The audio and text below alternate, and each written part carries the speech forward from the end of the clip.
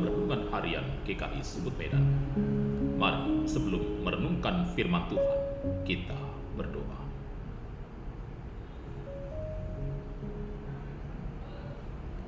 Bimbinglah kami, ya Allah, dengan firman-Mu dan dengan Roh-Mu, agar di dalam terang-Mu kami melihat terang, di dalam kebenaran-Mu kami memperoleh kemerdekaan, dan di dalam kehendak-Mu kami menemukan perdamaian.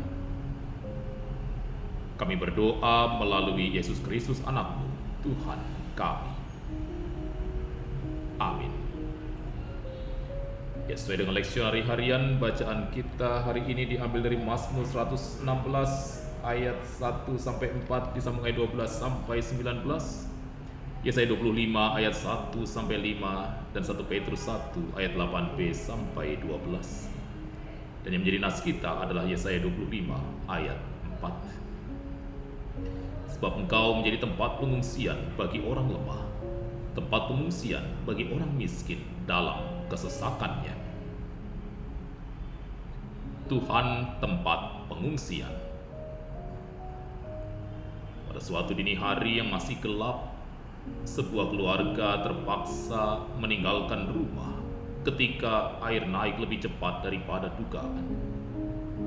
Mereka hanya sempat meraih beberapa pakaian, menyelamatkan dokumen penting, lalu menggandeng anak-anak menuju tempat yang lebih aman. Setelah tiba di lokasi pengungsian, tubuh memang menemukan perteduhan, tetapi hati belum tentu segera tenang. Sebab pertanyaan tentang hari esok, jawabannya masih tetap menggantung. Pengalaman seperti itu memperlihatkan bahwa manusia tidak hanya membutuhkan tempat berteduh secara fisik, tapi juga tempat bernaung bagi jiwa yang letih dan takut. Di titik inilah firman hari ini mengarahkan kita kepada Tuhan sebagai tempat pengungsian yang sejati. Nabi Yesaya memuji Tuhan sebagai tempat pengungsian bagi orang lemah dan orang miskin dalam kesesakannya. Sebuah pengakuan yang lahir dari pengalaman umat yang berhadapan dengan ancaman bangsa-bangsa yang kuat. Secara historis, gambaran ini berbicara tentang Allah yang melindungi umat kecil di tengah dunia yang keras dan timpang kuasanya. Nada yang sama terdengar dalam Mazmur 116, ketika pemazmur bersaksi bahwa Tuhan mendengar seruannya dan melepaskannya dari maut, lalu mencapai gema Paskahnya dalam 1 Petrus 1, ketika jemaat yang terserak tetap bersukacita, sekalipun mereka belum pernah melihat Kristus secara langsung.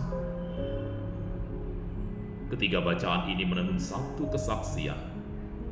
Perlindungan Allah tidak berarti badai langsung reda, tapi kehadirannya menjadi ruang aman yang memelihara iman di tengah tekanan. Dalam kesetiaan perjanjiannya, Allah menopang umat bukan hanya dari ancaman lahiriah, tetapi Dia juga menuntun mereka menuju keselamatan yang telah diwujudkan di dalam Kristus. Dari kesaksian itu kita belajar bahwa tempat pengungsian sejati bukan pertama-tama perubahan keadaan, melainkan kehadiran Tuhan yang memegang hidup kita. Masalah bisa saja belum selesai, tubuh mungkin belum pulih, dan jalan keluar belum tampak jelas. Tetapi orang percaya tidak sedang berdiri sendirian di tengah badai. Justru di saat lemah kita diajar untuk berlindung bukan pada kemampuan diri, melainkan pada Allah yang setia menopang. Dari sana tumbuh keberanian untuk tetap melangkah, sebab tempat perlindungan kita bukan sesuatu yang rapuh, melainkan Tuhan sendiri.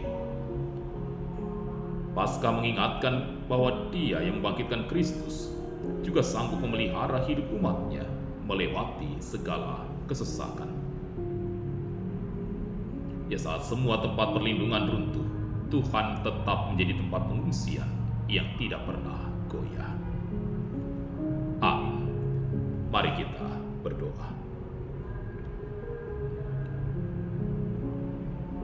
Sungguh Tuhan Allah Bapa Surgawi, Engkaulah tempat pengungsian kami yang tidak tergoyahkan.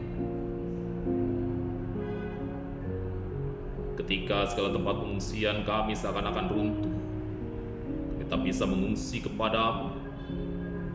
Berlindung kepada Dikau yang telah menyatakan kuasa dengan membangkitkan Kristus dan anakmu dari antara orang mati. Untuk menjadi jaminan bahwa Engkau memegang hidup kami, Kau sanggup melindungi kami sedemikian, hingga kami bertahan sampai pada kesudahan. Dan Roh Kudus terus meyakinkan kami akan hal itu. Kami tidak mencari tempat pengungsian selain Dikau, ya Allah. Ini doa kami, yang oleh Roh Kudus kami naikkan kepadamu, dalam Yesus Kristus, Anakmu yang tunggal. Amin. Ya, demikian renungan kita hari ini. Tuhan berkati. Shalom.